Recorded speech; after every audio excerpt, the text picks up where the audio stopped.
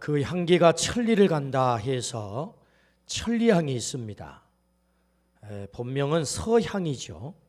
호사가들은 천리향이 아니라 만리향이다, 그렇게 말하는 사람도 있습니다. 만리까지 간다. 이 천리향 향기를 봄에 맡게 되면 1년이 행복해집니다. 이 천리향 향기를 제가 너무 좋아해가지고 애지중지 10년 동안 기른 천리향 나무가 있어요. 근데 작년 여름에 도선생님께서 교회 뜰에서 훔쳐갔어요. 우리 홍 집사님께서 너무 안타까웠던지 다시 천리향을 또 사왔어요. 분 2개에다가 4그루 3그루 이렇게 심어서 아주 작년 여름 너무 잘 자랐습니다. 아주 잎이 그냥 반짝반짝 윤이 나고, 그래서 꽃이 피면 또 향기가 진하겠구나 기대가 컸지요. 겨울이 됐어요. 혹 저 냉해를 입으면 어떡하나 싶어가지고, 그래서 제 사무실로 겨울이 되니까 나름대로 잘 길러볼 욕심에 사무실에 들였습니다. 그리고 철 이르게 1월 말쯤 되더니 꽃망울들이 쏙쏙 올라와요. 그리고 1개, 2개 피기 시작하는데 영 시원찮아요. 비실비실 피고. 그래서 피는 꽃에다가 코를 갖다 묻고 향내를 맡아보면 그 향기가 정말 진해가지고 그저 한 송이만 피워도 사무실 전체를 진동하더니 꽃 향내가 별로 나지가 않아요. 꽃 향기가 안 나요. 얼마나 속이 상하는지. 그리고 꽃잎이 떨어지고 잎도 떨어지고 너무 속상했어요. 2가지 큰 패착이 있었어요. 하나는 햇빛을 많이 봐야 되는데 제 사무실 햇빛이 잘 들지 않아요. 그래서 햇빛을 제대로 못 봐가지고 꽃을 제대로 못 피우는 거예요. 2번째는 너무 따뜻한 거예요. 사실은 이 천리향은 노지에서 겨울을 날 만큼 그렇게 추위에도 강한 그 꽃이 천리향입니다. 그런데 이놈을 보호하겠다고, 냉해 입지 않게 하겠다고 실내로 딱 끌고 들어왔더니 너무 따뜻해가지고 이놈이 비실비실해가지고 꽃은 피기는 피는데 제대로 안 필 뿐만 아니라 향기를 잃은 거예요. 중요한 교훈을 얻게 됐어요. 우리 인생도 이와 같겠다라는 교훈. 향기가 진하려면 혹한 한설 겨울을 견뎌야 합니다. 겨울이 있어야 향기가 진해요. 인생도 향기 나는 인생, 스토리가 있는 인생, 삶이 풍성한 인생, 깊이 있는 인생, 그들은 한결같이 고난이라는 겨울을 통과했어요. 그냥 그 인생이 풍성해지지 않았어요. 그 인생이 그냥 향기 나지 않아요. 겨울을 통과하고서야 그 인생이 진한 향기를 갖게 되는 교훈을 얻게 된 것입니다.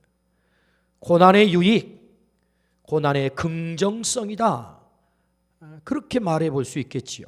고난의 긍정성. 우리는 모두 고난이 싫습니다. 할 수 있으면 고난을 피해가고 싶습니다. 그러나 문제는 그 고난이 나의 의지와 전혀 관계없이 내 삶에 들이닥친다는 거죠.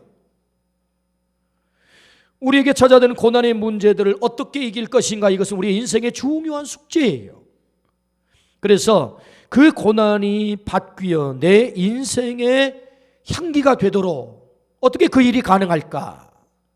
이것이 우리의 인생의 굉장히 중요한 숙제이죠. 모든 고난이 인생의 향기가 되는 것은 아닙니다. 어떤 고난은 그 인생을 정말 비참하게 만들어요. 오히려 그 인생을 악취나게 만들어요. 그러나 또 어떤 고난은 오히려 축복이 되고 향기가 됩니다. 오늘 본문의 말씀은 우리에게 고난의 긍정성을 말씀하십니다. 더 정확하게 말하면 고난을 축복으로 전환하는 스위치를 가르쳐 주세요. 고난이 있어요, 축복이 있어요.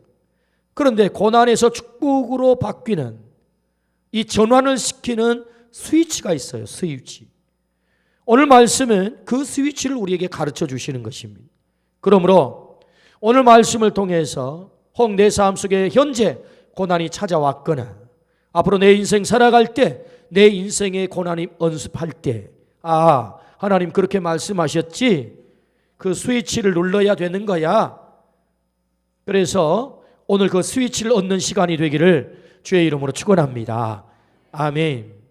첫 번째 그 스위치가 무엇입니까? 고난을 바라보는 너의 시각을 바꿔라, 그렇게 말씀하세요. 고난을 바라보는 너의 시각을 바꿔라. 오늘 2절부터 3절 말씀 우리 같이 한 목소리 읽습니다. 시작. 제자들이 물어 이르되 랍비여, 이 사람이 맹인으로 난 것이 누구의 죄로 인함이니까? 자기니까?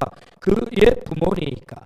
예수께서 대답하시되 이 사람이나 그 부모의 죄로 인한 것이 아니라 그에게 하나님이 하시는 일을 나타내고자 하심이라. 아멘. 제자들은 정말 궁금했어요. 이 맹인을 한 번 만난 건 아닌 것 같아요. 예루살렘 거리에서 예수님과 더불어 지나가다가 이 맹인을 몇 차례 만난 거예요. 그때마다 가슴 속에 아니 저 인간은 왜 저렇게 불행해진 거야? 왜 저렇게 고난의 자리에 떨어진 거야? 날 때부터 소경이 되어 구걸하고 사니 이 인생이 얼마나 고통스럽고 얼마나 불행해요. 그래서 궁금했어요. 선생님께 묻죠. 선생님, 랍비여, 도대체 저 인간이 왜 저렇게 불행해진 거죠? 본인의 죄입니까? 아니면 부모의 죄입니까? 제자들이 이렇게 물으면 다 연유가 있어요. 그냥 이렇게 물은 거 아니에요. 당시에 유대인들의 사고 속에는, 일반적인 유대인들의 생각 속에는 이 제자들이 묻는 물음처럼 이런 생각을 다 가지고 있었어요. 그래서 유명한 윌리엄 바클레이라고 하는 주석학자들은 당시에 유대인들은 그 고난에 대한 세 가지의 생각을 가지고 있었다. 첫 번째는 태중에서도 태아가 죄를 지을 수 있다. 그래서 그 죄 때문에 고난을 당할 수 있다. 이렇게 당시 유대인들은 생각했다는 것이고, 두 번째는 영혼 선제설을 그들은 믿고 있었다는 거예요. 이게 창조 시에 영혼을 다 창조한 거예요. 미리 다. 영혼이 존재하다가 어느 시점에 그 육을 입고 이 땅에 오는 거지요. 그래서 악한 영혼이 있고 선한 영혼이 있다는 거예요. 그래서 그 악한 영혼이 어느 육에 들어가면 그 육을 통해서 그렇게 고난을 당하는 거다, 이렇게 생각을 했다는 거예요.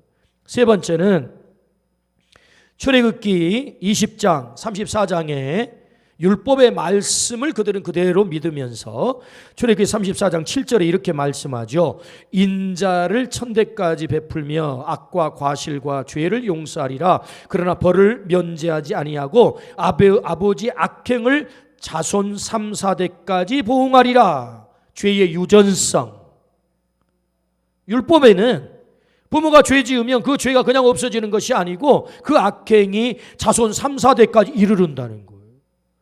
그래서 오늘 저 인간이 저렇게 불행하게 고난의 자리에 떨어진 것은 필시 그의 부모의 죄 때문일 거야 해서 본인의 죄입니까?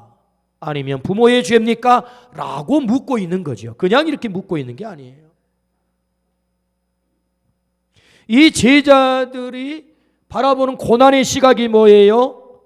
과거적이에요. 과거적이에요. 죄 때문이라고 생각을 해요.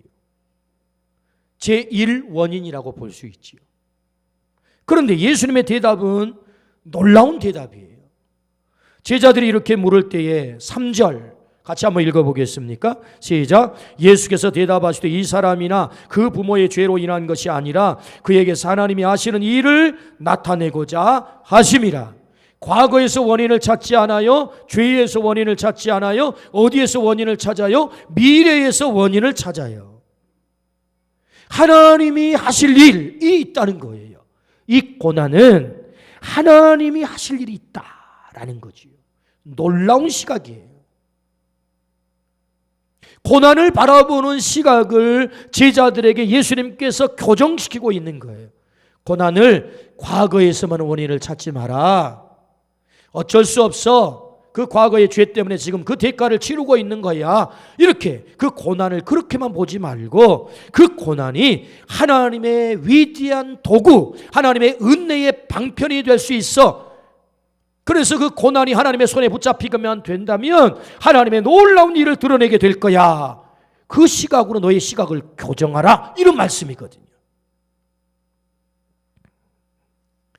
오늘 메시지 첫 번째 스위치는 뭐예요? 고난이 축복으로 전환하려면 스위치가 필요한데 그것은 우리의 시각을 바꾸라는 것. 시각. 고난을 바라보는 시각. 자, 여기 다시 고난을 좀 더 분석해 보겠습니다. 고난의 원인을 따져보자면 사실은 제1원인 대부분 죄 때문이에요. 여러분 사실 오늘 내가 가난의 고통을 당할 수밖에 없다. 지난날에 내가 게을렀기 때문이죠. 물론 다 그런 건 아니에요. 사회적인 시스템 때문에 어떤 사회적 약자로 계속해서 사회로부터 소외당하는 그런 연유가 있을 수 있어요. 그런데 사실은 대부분은 그런 어떤 사회적인 시스템을 제외하고서는 사실은 내가 왜 가난이라고 하는 이 물질이라고 하는 고난을 당하고 있는가 봤더니 내가 열심히 일하지 않는 원인이 있을 수 있다고요. 다 그런 건 아니라고 전제했습니다. 또 내가 왜 실패해야 되는, 왜 떨어져야 되는 그런 아픔이 내게 있는가 보면 열심히 할 때 나는 잤어요. 나는 놀았어요. 열심히 PC방 가서 놀았어요. 그러면 그런 고난이 있죠. 그렇지 않고 정말 그것을 이겨내는 고난을 참아내면서 열심히 하면 그런 실패의 고난이 덜 찾아오지 않겠습니까? 그러니까 이게 제1원인이라고요, 사실은. 내가 그 범죄를 저지르면 그 고난이 찾아오죠. 자, 고난을 분석해 보자면 이런 제1의 원인이 있는 거죠. 과거의 그 연유 때문에 지금 내가 고난을 당할 수밖에 없는. 자, 그런데 이렇게 고난이 찾아왔다 할지라도 중요한 것은 내가 혹시 범죄를 저질러서 고난이 찾아왔거나 내가 게을러서 가난이라고 하는 고난이 찾아왔거나 몸을 제대로 관리하지 못하고 먹어서는 안 될 것들을 먹음으로 말미암아 내 몸이 망가져서 고난이 찾아왔거나 어떤 연유에 의해서건 과거의 그 원인 때문에 고난이 찾아왔다 할지라도 하나님이 이 고난을 내게 보내셨구나. 이 고난을 나를 새롭게 출발시키는 하나님의 손길이구나 라고 깨닫고 회개하고 돌아가면 그 고난을 통해서 오늘 또 하나님이 하실 일이 있다는 거예요. 아멘입니까? 여러분 시편 119편 71절에 이렇게 말씀을 하세요. 고난당한 것이 내게 유익이다. 이로 말미암아 내가 주의 율례들을 배우게 됐다라고 고백을 해요. 고난당하는 것이 내게 유익. 어떤 유익이 있나요? 정리해보면 8가지를 정리할 수 있어요. 첫 번째, 회개하게 돼요. 여러분 고난이 없으면요 회개하지 않아요. 죄 짓고도. 두 번째, 바르게 살도록 만들어요. 그 고난을 통해서 교정시킨다. 삶의 교정. 세 번째, 하나님 말씀을 배우도록 해요. 네 번째, 하나님의 말씀을 지키도록 해요. 다섯 번째, 겸손하게 만들어요. 여섯 번째, 우리의 인격을 고양시켜요. 우리 인격을 다듬어 가신단 말이죠. 일곱 번째, 하나님을 찾도록 만들어요. 사람이 고난 없이 등 따스고 배부르면 하나님 잊어버리고 삽니다. 그런데 고난이 찾아오고서야 아이고 내 힘대로 안 되는구나. 하나님 살려주세요. 하나님을 찾게 되죠. 여덟 번째, 인생을 풍성하게 만들어요. 그 고난이 인생을 깊이 있게 만들어요. 그러니까 고난당하는 것이 내게 유익이다. 고난의 유익이 많죠. 사실은. 그래서 죄로 말미암아 나의 실수로 말미암아 내가 지난날에 뭔가를 잘못한 것으로 말미암아 내게 지금 현재 고난이 찾아왔을 때 이 고난 앞에서 내가 회개하고 내 삶을 돌이키면 하나님의 손길이야 깨닫고 돌이키면 하나님이 하실 일이 나타난다는 거예요. 아멘 합시다. 예를 한번 들어볼까요? 우리나라 재벌은 무소불위의 황제라는 말이 있습니다. 그 황제와 같은 재벌이라 해도 여러분 죄 지으면 깜빵 갑니다. 우리나라 대단한 나라예요. 죄 지으면 깜빵 갑니다. 300평 저택에 살던 사람이 0.9평 독방에 갇힙니다. 한 끼 수만 원, 수십만 원짜리 밥을 먹던 사람이 한 끼 1,400원짜리 밥 먹고 자기 식기 자기가 씻어야 됩니다. 언제 식기 씻어 봤겠어요?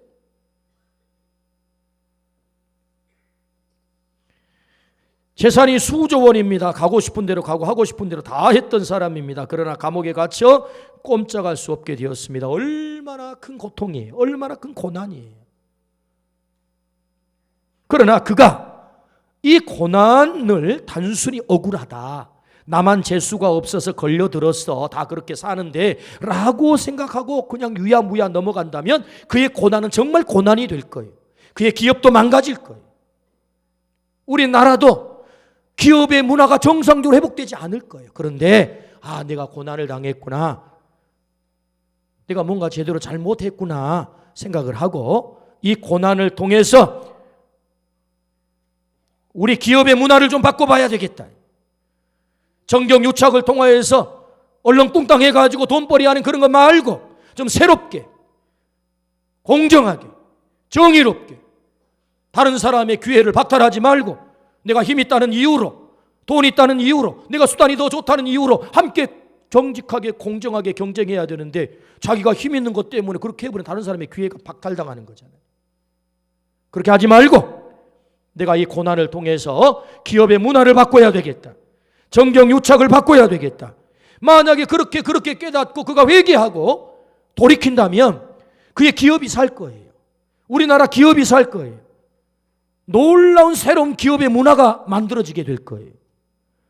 이 땅을 하나님께서 정직한 이 땅의 기업의 문화를 통해서 하나님이 축복하실 거예요. 좀 아멘 좀 합시다.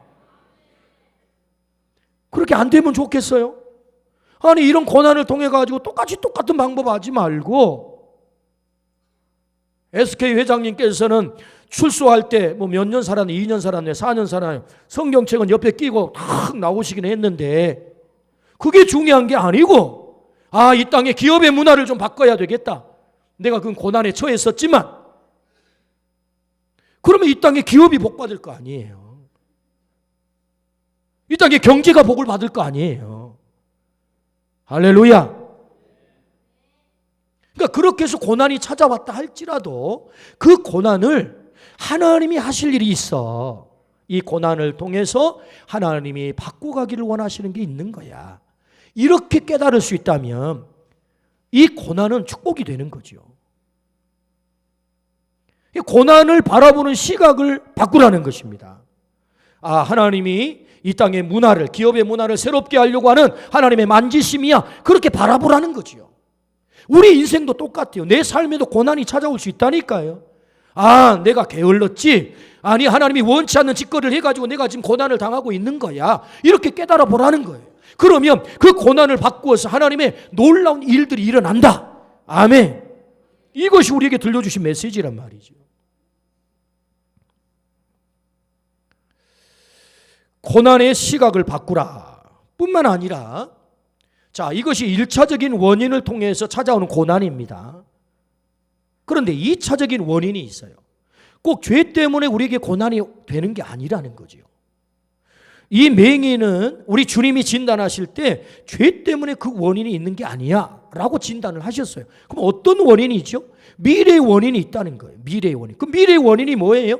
예수님의 모델이 되고 있는 것입니다. 어떤 모델? 예수님의 계시의 모델. 조금 어려울 수 있는데요, 요한복음이 전체가 21장으로 되어 있는데 요한복음이 말씀하려고 하는 중심 메시지가 뭐냐? 예수님이 하나님이다. 요거 말씀하는 거예요. 예수님의 신적 자기 계시, 이게 요한복음이 말씀하는 핵심 내용이거든요. 그래서 요한복음에서는 7대 기적이 나와. 이걸 표적이라고 하죠. 표적. 7대 기적. 표적이란 상징, 뭔가 다른 것을 보여준다는 거죠. 그러면 이 기적을 통해서 뭘 보여주려고 하는 거예요? 예수님이 하나님이다 해서 사용된 모델이 누굽니까? 이 맹인이죠.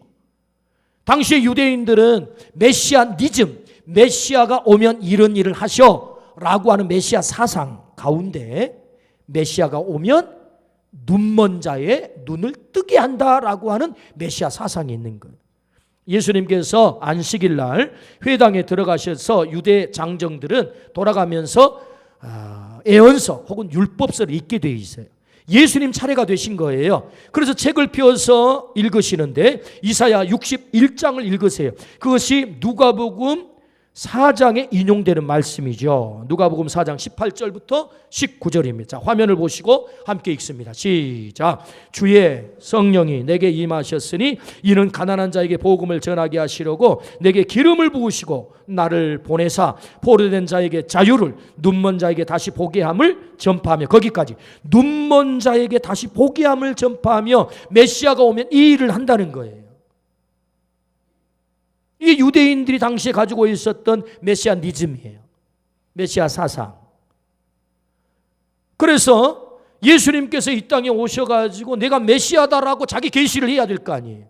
내가 하나님이야 자기 계시를 해야 될 거 아니에요. 그런 모델이 필요할 겁니다. 그래서 이 맹인을 택한 거지. 너는 내가 하나님 됨을, 메시아 됨을 좀 증거해야 되겠다 하고 이 맹인에게 오셔서 그 눈을 뜨게 하는 것 아니겠습니까?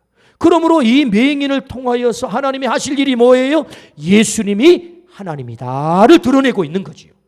그러니까 예수님의 도구가 됐단 말이죠. 고난이, 이 사람의 고난은 하나님의 일을 드러내는 도구가 됐다. 할렐루야. 그럼 왜 이게 중요하냐라는 거죠. 오늘 우리에게 적용을 해보면 우리에게도 고난이 있어요. 근데 이 고난을 통해서 오늘 또 예수님이 하나님 되셔, 오늘 또 예수님이 살아계셔 라고 드러내는 도구로 삼고 싶어 한다는 거지요. 아멘입니까? 그래서 중요한 거예요. 오늘 우리에게 고난이 있을 때, 저분은 예수님을 믿더니, 예수님에게 가서 기도하더니, 예수님께 문제를 하려더니 예수님께 그 문제를 해결하셨어. 그렇구나, 예수님이 오늘도 살아계시구나, 믿는 자에게 그 삶에 놀라운 역사를 행하시는구나 라고 예수님을 드러낸다는 거예요. 예수님의 하나님 되심을 드러낸다는 거죠. 그러므로 오늘 우리의 고난이 왜 중요한 거냐, 이 고난에 대한 시각을 바꾸는 것이 왜 중요하냐, 그 고난을 통해서 하나님이 하실 일을 드러내는 그런 도구를 삼아 가신다. 그러므로 오늘 또 내게 고난이 있다 했을 때, 하나님이 일하실 타임이구나, 하나님이 일하시려고 내게 기회를 주시는구나, 예수님이 자기를 드러내시려고 하시는구나, 나의 고난의 사건을 통해서 그렇게 믿기를 주의 이름으로 축원합니다. 고난의 시각을 바꿔라 이렇게 말씀하세요. 그러므로 어떤 고난 앞에서도 좌절하거나 절망하지 말고, 하나님 제게 고난이 있어요, 아픔이 있어요, 이 고난을 통해서 하나님의 역사를 드러내 주십시오. 할렐루야. 그래서 욥은 이렇게 고백합니다. 그러나 내가 가는 길을 그가 아시나니 그가 나를 단련하신 후에 내가 순금같이 되어 나오리라. 하나님이 내게 고난을 주셨습니다. 나를 단련시키고 계십니다. 제가 용광로에 들어가는 고난을 느낍니다. 그러나 하나님, 제가 순금처럼 나올 것입니다. 정금처럼 나올 것입니다. 할렐루야. 고난을 통해서 그런 역사가 나타난다는 거죠. 그래서 고난을 바라보는 욥의 시각이 우리의 시각과 달랐다는 것입니다. 그러므로 고난을 바라보는 시각을 바꾸라. 이것이 첫 번째 스위치다. 고난을 바라보는 시각을 바꾸기를 주의 이름으로 축원합니다. 그 고난은 예수 그리스도의 살아계심의 모델이 될 수 있다. 두 번째 스위치 6절부터 7절입니다. 6절부터 7절. 시작. 이 말씀을 하시고 땅에 침을 뱉어 진흙을 이겨 그의 눈에 바르시고 이르시되 실로암 못에 가서 씻으라 하시니 실로암은 번역하며 보냄을 받았다는 뜻이라. 이에 가서 씻고 밝은 눈으로 왔더라. 예수님께서 참 지저분한 행동을 하세요. 죄송한 표현인데, 침을 뱉어가지고 흙을 이겨가지고 그걸 눈에다 바르면 또 어떡합니까? 그런데 그렇게 하세요. 그리고 하시는 말씀이 저 실로암 못에 가서 씻어라 이렇게 말씀하는 거예요. 그런데 놀랍죠? 이 맹인은요 한마디 군소리가 없어요. 그대로 순종합니다. 여러분, 여기 실로암 못은요 찾아가기 대단히 어려운 곳이에요. 왜냐하면 예루살렘은 산 위의 동네입니다. 바위 위에 세워져 있는 동네죠. 때문에 높아요, 지대가. 그럼 연못이 되려면 어떻게 해야 되겠어요? 낮아야 되겠죠. 그래서 사실 이 경사가 많이 집니다. 이 맹인이 언제 실로암 못에 한번 찾아가 봤겠습니까?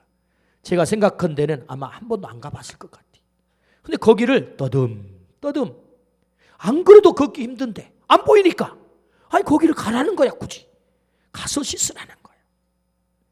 그런데 이 소경이 그대로 순종했다는 거야. 가서 순종해서 씻었더니 그의 눈이 떠지는 기적이 나타난 줄로 믿습니다. 아멘. 두 번째 키가 뭐냐? 두 번째 스위치가 뭐냐? 순종이에요. 순종하면 이 고난이 바뀌어서 기적이 되고 축복이 되는 거예요. 그런데 순종하려면 적어도 우리는 두 단계를 거쳐야만 해요. 첫 번째 단계가 뭐냐 하면은 첫 번째 단계, 나의 주장을 내려놔야 돼요. 나의 주장. 이제 한번 생각해 볼까요? 참 합리적이지 않아요.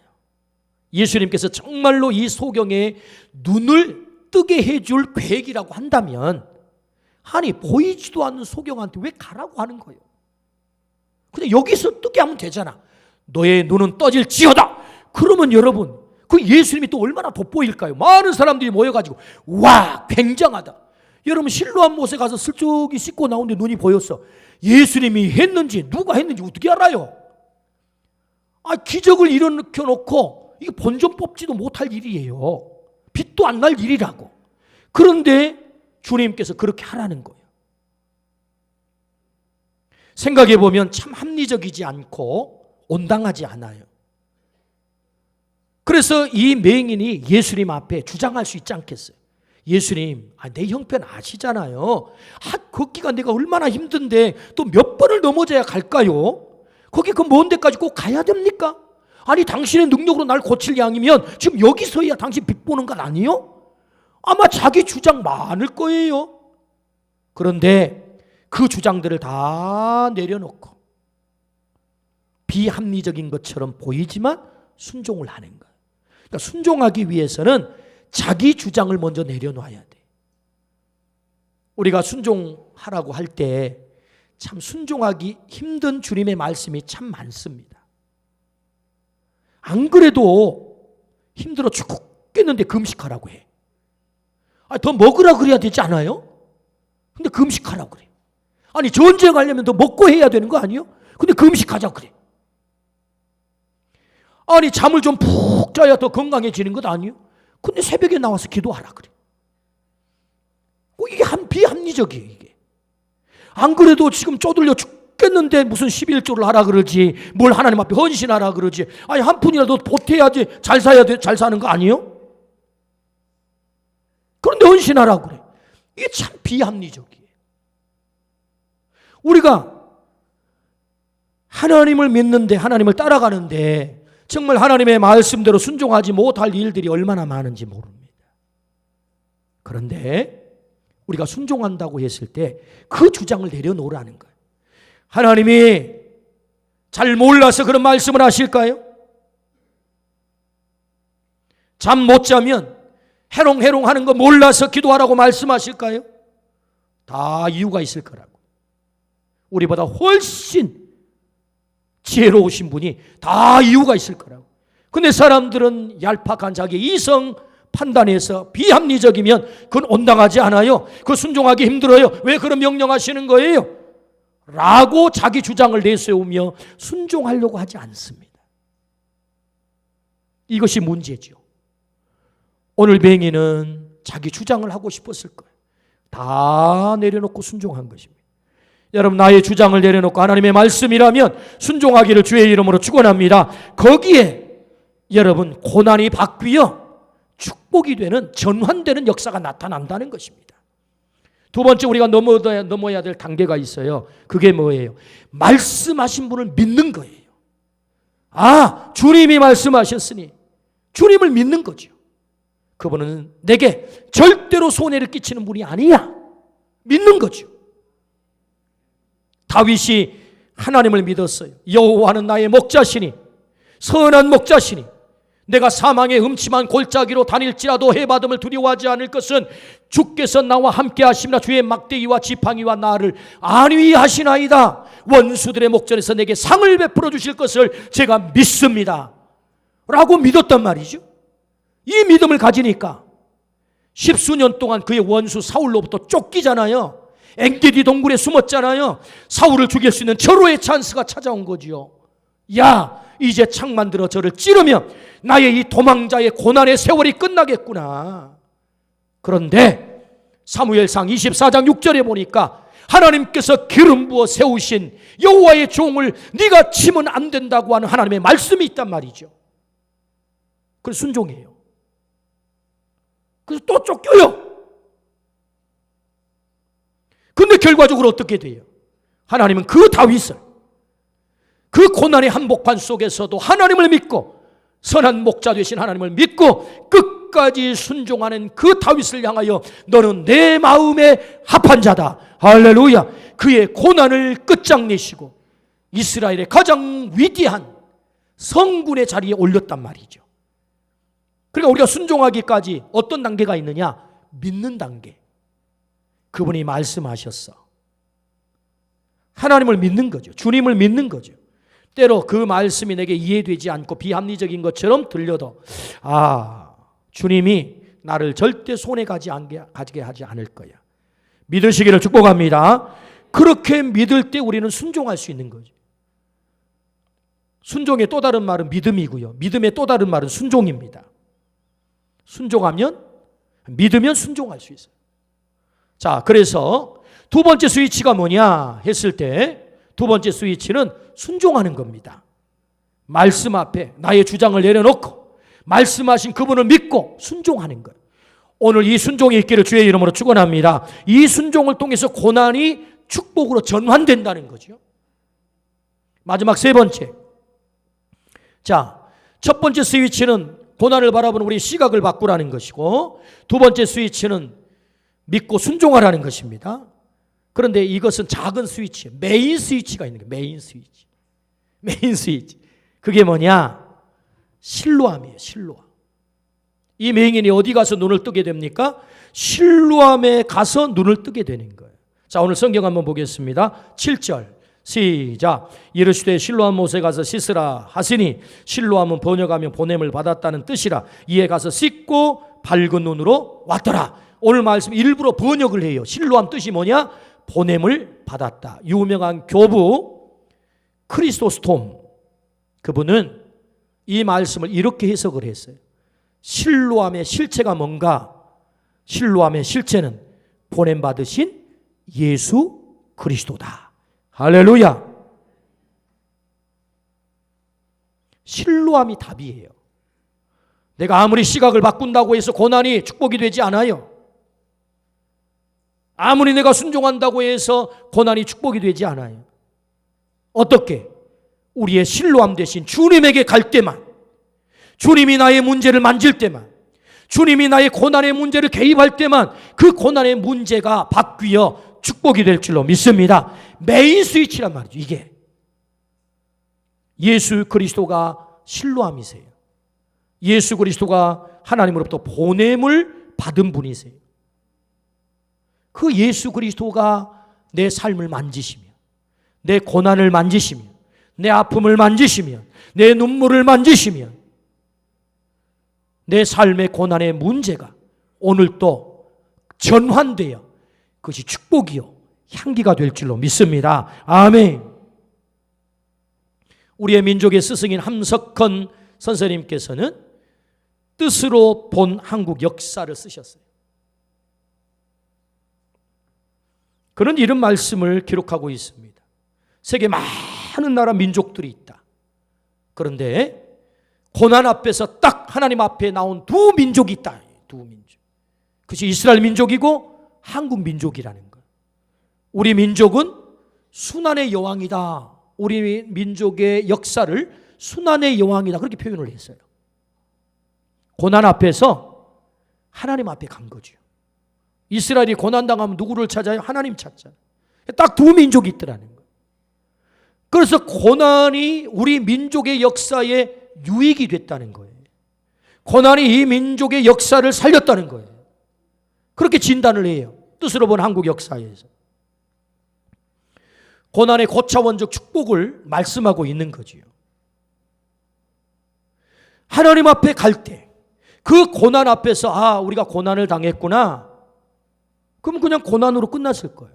근데 그 고난을 통해서 하나님 앞에 갔다는 거예요. 우리 민족이. 19세기 말 그 어려운 조선시대가 끝나고 대한제국이 시작되는, 그래서 나라가 일제에 의해서 침략을 당해서 그 어려운, 그야말로 살아남을까 살아남지 못할까 그 촛불이 갈당갈당하는 그때에 그 고난 앞에서 하나님 앞에 갔다는 거예요. 주님 앞에 갔다는 거예요. 이게 중요한 거죠. 실로암 대신 주님 앞에 우리의 고난의 문제를 가지고 가면 하나님의 역사가 이루어질 줄로 믿습니다. 함석헌 선생님은 예언자적 통찰력을 가지고 이런 말을 남겼어요. 우리 민족은 세계 모든 나라의 맨 꼴찌이다. 60여 년 전에 하신 말씀이니까 맞죠? GNP 60달러, 세계에서 가장 가난한 나라. 6.25가 끝나고 너무너무 만신창이 갖는 나라. 그러나 어느 날 하나님께서 줄 서 있는 모든 나라를 향하여 뒤로 돌아이 갓 하면 맨 앞장서서 세계를 선도하는 나라가 될 거다. 할렐루야. 그의 예언대로 정말 우리나라가 물론 다른 많은 부분에서는 선도하지는 못하지만 한 가지만은 하나님이 가장 기뻐하시는 것만은 선도하는 분야가 있어요. 그게 뭐예요? 인구 대비 세계에서 가장 선교사를 많이 파송한 나라가 된 거예요. 아멘 합시다. 2014년 통계에 의하면 26,670명이 세계 선교사로 나가 있어요. 이런 놀라운 나라가 없어요. 세계를 선도하게 될 것이다. 여러분 군대를 다녀오신 분은 아시겠지만 군인 훈련 받을 때 벌 가운데 제일 힘든 벌이 선착순이거든. 선착순. 저기까지 뛰어갔다 와. 죽으라고 뛰어갔다 딱 한 명만 뽑아요. 선착순. 그리고 또 뛰어갔다 오는 거예요. 그러니까 1등 하려고 막 죽으라고 뛰죠. 근데 직구중 교관은 막 뛰어가는데 뒤로 돌아 왁 하는 거야. 그럼 맨 꼴레비가 1등이 되는 거예요. 1등. 우리의 고난을 가지고 주님 앞에 가면, 실로암 되시는 주님 앞에 가면 하나님께서 뒤로 돌아이 갓! 할렐루야. 그 고난을 바꾸어서 축복이 되게 한다는 거죠. 그 실로암의 실체가 뭐예요? 예수 그리스도세요. 이런 찬송이 있어요. 내 모든 시험 무거운 짐을 주 예수 앞에 아뢰이며 근심에 쌓인 날 돌아보사 내 근심 모두 맡으시네. 무거운 짐을 나 홀로 지고 견디다 못해 쓰러질 때 불쌍히 여겨 구원해 주리 은혜의 주님 오직 예수. 아멘. 주님이 우리의 실로암이세요. 주님이 우리의 고난의 문제를 해결하시겠다고 약속하세요. 어떤 고난의 문제든지 주님에게 가지고 가십시오. 그분께 아뢰십시오. 그분이 내 삶을, 내 고난을 만지실 때 그 고난이 축복으로 전환되는 놀라운 역사가 있을 줄로 믿습니다. 아멘.